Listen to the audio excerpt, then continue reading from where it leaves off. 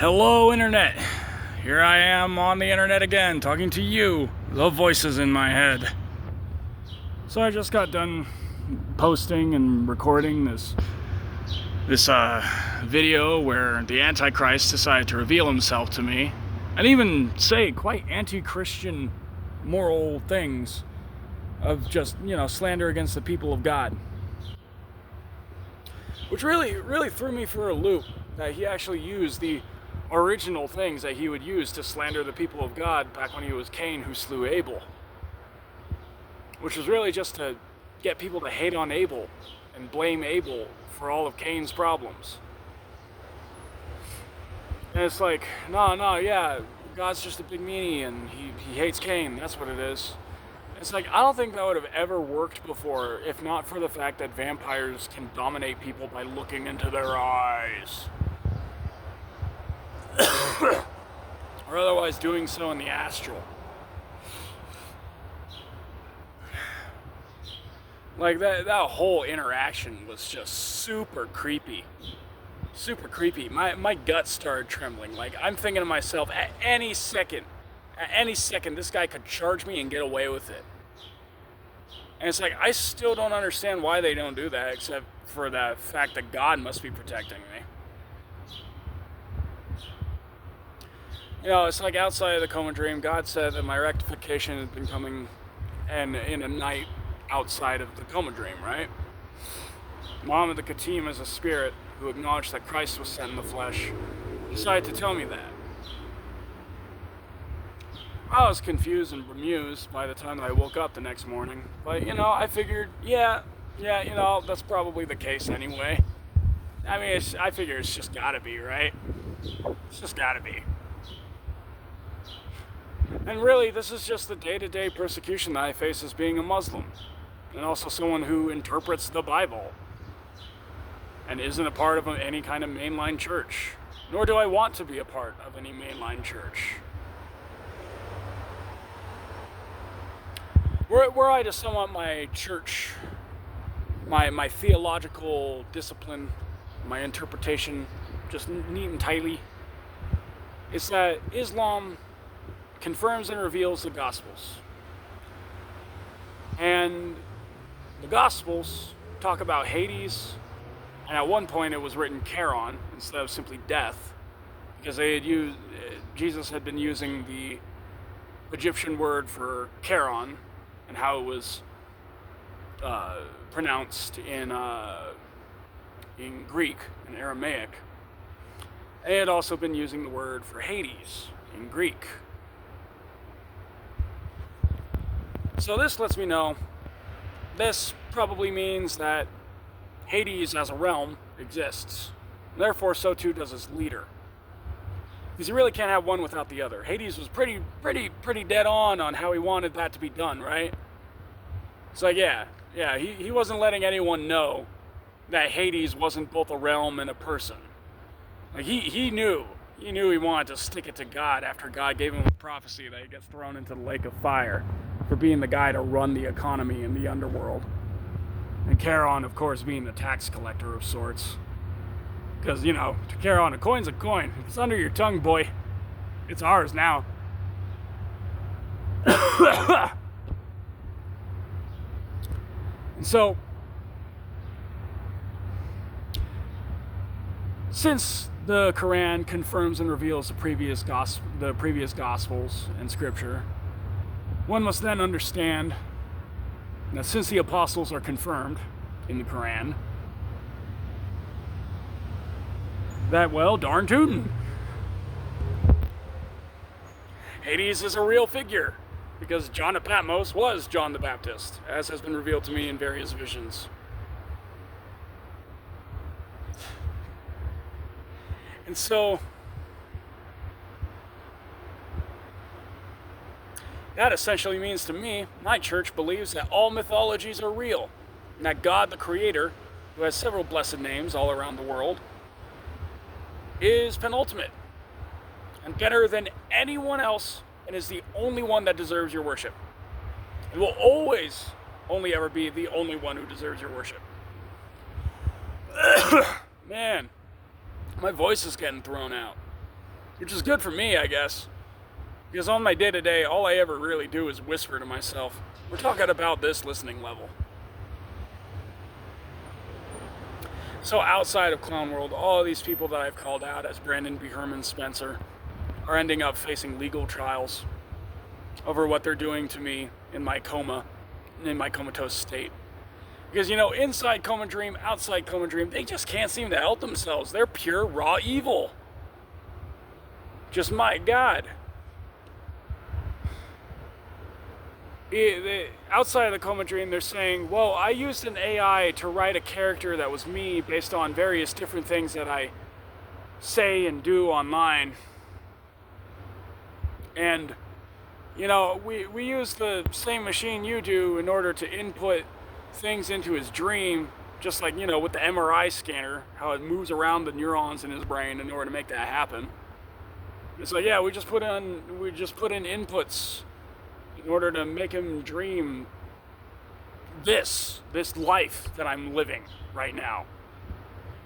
Because between this video and the last video, it was only about 10 minutes for me to walk a couple blocks down the street. As much as KFR likes to pretend that he's omnipotent or whatever, apparently he didn't really catch on to me. He's just been doing an area evil spell to attack literally everyone around me. As he often does. Sometimes to the entire city, if he isn't sure where I'm going to be. He'll just do this to the entire city. So it's like, my life isn't safe. No one around me is safe.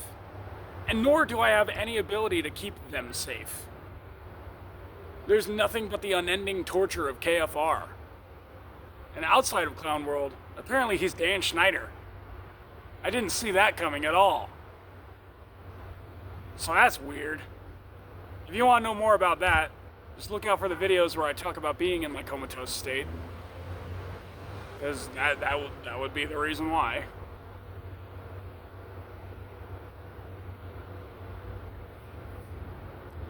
And it's crazy, right? Because like this KFR gang stalker stuff from Dream SMP,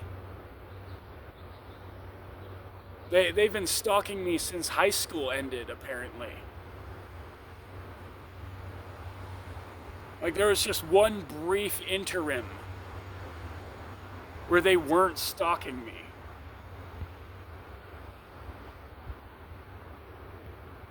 Until about 2015, when I moved in with Nick, who apparently made Dream SMP and got a bunch of plastic surgery from the old Nicholas Weinrod that I knew him as, who is still on LinkedIn with his actual picture. So, if that Nick ends up not being Nick from Dream SMP, I hope somebody gives him a job. Because he just wanted to help out people with COPD, basically. Good guy, I'd say. And then it's like, if he does end up being the same person, it's just like, my God, what happened to you? Where'd that bright-eyed, good-natured man that I knew go? Where'd he go? I remember when we wanted to play a bad guy campaign for Arthurum. And he's like, can I just play the good guy anyway? I'm like, okay. I mean, it's a little adversarial, but we could probably figure out something. He's like, okay, I'm playing a paladin. What's the closest thing to a paladin here? I'm like, that would be the Crusaders of the Sun Plains. He's like, okay, cool. I'm one of those guys then. And then everybody else in the group just hated him and really just used it as an excuse to be angry at him. As they would often do, those old friends of mine in high school. Just constantly look for excuses to be angry at each other and then hate on each other. Meanwhile, I'm just there making fun of the whole situation. Like I'm a South Park character.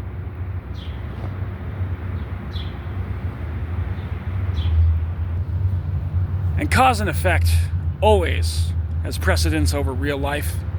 That principle that I talked about before. Because in the end, there is no actual time when you realize that time travel was real. There's just a cause and an effect. Like I just pulled right out of my hat, right? Because Nick decided that he'd, do an enlightenment speech the second I turned off the camera. And there were witnesses among the lampstands for that. So that's kind of neat.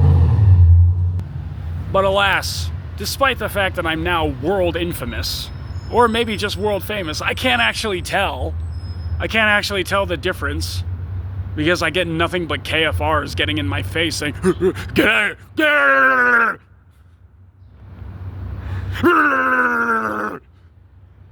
It's like, Jesus. Then I just got cursed from the camera as KFR pulls some ritual out of his hat. Because apparently the big baby's just a bit too thin-skinned to handle that. Now he's talking to me as a voice in my head. You just messed up. We're YouTube. We're YouTube. We got you. We got you. We're YouTube. You can't do anything about us. We're YouTube. I'm like, dude, I already know I'm suppressed on the algorithm. I already know it. You literally won't let me get views on a post unless it's to make me look bad. Like with Virtual Optum, the KFR or whatever. The other guy who chased me out of my house. It's like, I don't know if the guy in front of me was actually the people yelling at me from the street. But it's pretty hard to tell at any given moment, isn't it? It really is just hard to tell at any given moment. And it's like, thank God I have composure and je ne sais quoi in being able to talk to a criminal, a sociopath, and a devil. Because if I didn't, God knows KFR would have found every single excuse to biff me there on the street and act like it was just a legal act. Because that's pretty much my only protection, is that I get to expose him, right? Is that I'm trying to expose him for being the Antichrist.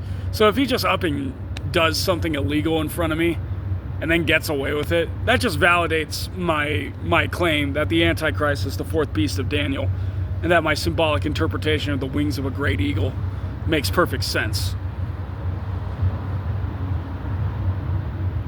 It's like, man, am I the only one who feels just abjectly doomed?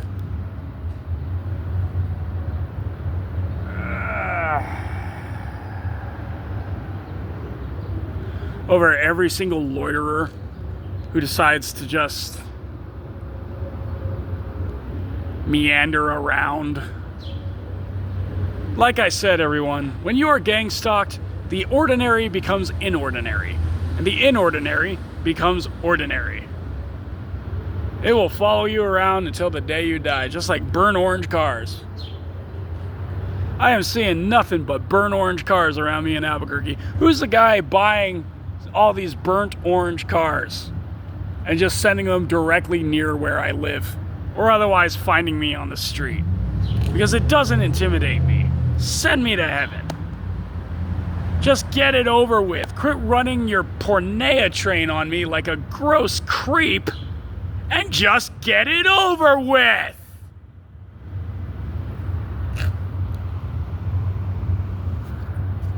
Because I swear to God, it has to be the government at this point. I call the police and they don't do anything about this. And they never have. So I just don't know what to do at this point. All I know is the Slender Man strategy, right? When you're being stalked by a supernatural, ephemeral being, just start recording yourself more. And then pray God that somebody notices online.